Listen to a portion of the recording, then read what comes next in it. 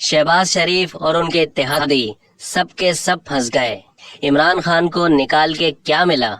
जंग के कॉलम निगार और तज्जियाकार अंसार अब्बासी के मुताबिक इमरान हुकूमत को मुद्दत पूरी करने देते तो हालात निस्बतन बेहतर होते।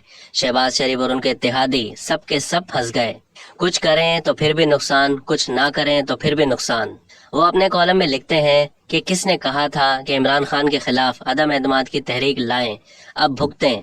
आसिफ अली जरदारी की सियासत में पीएचडी, नवाज शरीफ और मौलाना फजलुर रहमान की सियासी बसीरत सब फेल होती दिखाई दे रही है।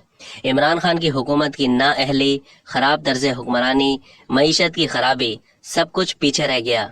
अंसार अब्बासी के मुताबिक खान हुकूमत के माशी फैसलों ने बिलाशुबा मुल्की मईशत के लिए संगीन खतरात पैदा किए, लेकिन इन हालात को ठीक करने की जिम्मेदारी शहबाज शरीफ हुकूमत और उनके इत्तेहादियों की है, जिन्होंने अदम एतमाद की तहरीक पेश करने की गलती की। अब जो खतरात होंगे उसकी सारी जिम्मेदारी इत्तेहादियों पर बिल उमूम और नून लीग पर बिल खुसूस होगी। कॉलम निगार ने वजीर आजम के दौरे लंदन की वजह भी बता दी और कहा कि यही वजह है कि शहबाज शरीफ साहब अपने चंद नून लीगी रहनुमाओं के साथ लंदन चले गए ताकि मियां नवाज शरीफ से मुलाकात करके रहनुमाई लें कि आगे क्या करना है।